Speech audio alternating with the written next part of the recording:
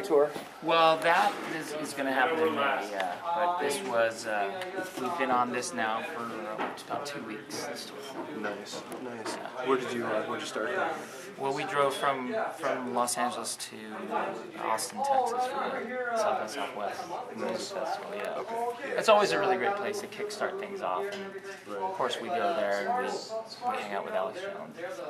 Right. So you've met Alex? Oh, yeah, a bunch of times, yeah. Cool guy. He's a great guy. Yeah. Well, before we get totally into this, this is Eric from We Are Change. I'm here with James from Golden State. Oh, yeah. Well, one of the bands is actually pioneering a new message in the industry, actually speaking against the atrocities of war and speaking about liberty and peace and things like that. So James, what inspired you to take this path with Golden State? I think the path was already chosen a long time ago with my love of music and just always searching for the truth and things have always been a great kind of an engine to fuel this this operation as Golden State. But I mean, I don't know, God, it must have been 15 years ago when it really all started connecting. You know how you do, you kind of start connecting the dots over time, and you started to see how the lines started to show and the cracks in the wall started to show, and before you know it, those thoughts subconsciously start coming through the music that you're writing, and like the track "Bombs," which was a really great song, for instance, was kind of, it really wasn't primarily written for any political agenda. It just kind of came out. Right. And I remember after it was written, the guitar player Mark Baggio said, "Hey, wait a minute. Let's really listen back to that song." And we listened back to it, and we're like, "Whoa, this is kind of a stronger message than what we originally thought it was going to be." Right. And that's tapping into that subconscious that over the years has evolved and come to this point, and got us locked in with spreading the message. So it's awesome. Yeah. So what was the moment or the event or the driving force that made you make that change, that opened your mind and made you see things through? Well, I've always enjoyed or loved the aspect of the human soul and the human heart. And the songs that I write really projects a lot of that, and how we can overcome things, tragedy, what have you, and I think people really respond to that, and I just thought it was a natural progression, a natural evolution into spreading not so much a positive message into finding out about love and peace and stuff, but to really find out a message within the world that you live in, like the song "World on Fire," which is the lead-off track off the new album, and I guess what really was the time when I felt that it all really started, all the pieces started to fall into place, was probably back in, I'm going to date myself here, but probably back in 2004, maybe 2006, but it was around the time when me and my friends, we were into, different philosophies and stuff, political agendas, and we were also into a lot of the other, fun things of UFOs and, and aliens. What most people would call conspiracy. What most people would call conspiracy, but I like to steer away from using that term. I agree. Because, yeah, those are all really fun topics and things like that, but when you can finally gather facts behind it, and you can list off fact after fact, it's no longer a conspiracy anymore. Right. Seeking the truth. Absolutely.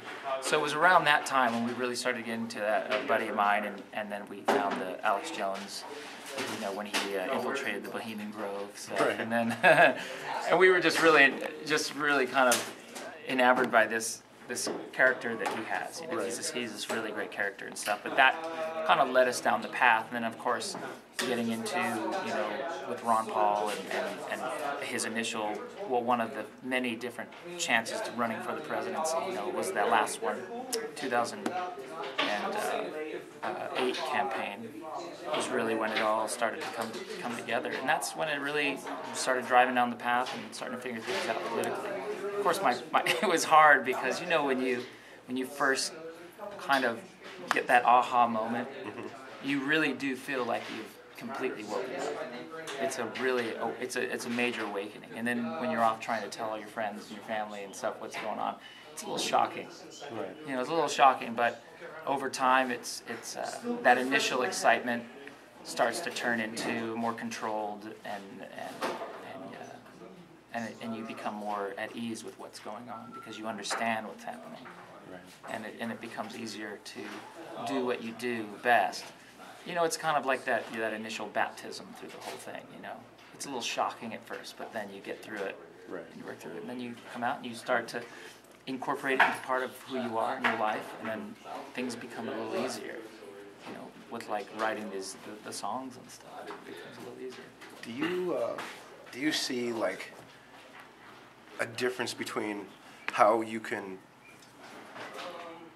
deliver this message through music versus other mediums? I mean, do you find that you get a good response? I mean, is this a powerful way of delivering truth? I feel that, you know, delivering a message, period, is, you know, especially when it's a truthful message, is you're always going to be met with some sort of resistance. You know, the one thing that I find about, you know, music and having the message behind that is that it seems to reach people in a stronger manner than, let's say, film or TV or, you know, those medias and stuff, or even books. There's something to do with a song and a melody that really grabs people because you can kind of catch them with a song and a melody, and then all of a sudden it clicks in their mind. Well, what is that that's making me feel that good? And then they search it out. And then they figure it out what the song's about and things like that, and it just spreads. Wildfire, yeah. So what's the future of Golden State like at this point? Well, you know, we're just going to continue to spread the message. You know, we got a new record that we're working on right now, and we're actually showcasing a bunch of new songs on this tour, which has been great. We been on this Bread and Circus tour since I think was it the middle of March, and we're gonna head home after this, and then probably head out to the UK in May, and gear up for that and spread the word over there, because we've actually had a lot of attention over in the UK with people that are like-minded like you and I. So it's been a lot of fun. We also have the Free and Equal festival that's coming up. I don't know if you've heard of that one. Where's that? It's in Little Rock, Arkansas. Okay. Right now it's in the beginning bubbling stages, but it's going to be kind of a big deal. They've got the I think it's the Verizon Wireless Amphitheater they've rented out, and it's going to be a bunch of speakers and bands and stuff. A lot of big bands. But yeah, we're just going to continue to keep rocking and rolling and spreading the word, you know. Well, you know, it takes people like you and I to do that, to spread that message, and it's not the most popular message in this day and age. Well, you'd be surprised. It's getting there. Yeah. It's getting well, there. You know what? I thank you, man. I really Thank you. appreciate everything that you guys do, and keep doing what you're doing. I'll keep doing what I'm doing, and hopefully we win this thing. You got it, man. You got it. Absolutely.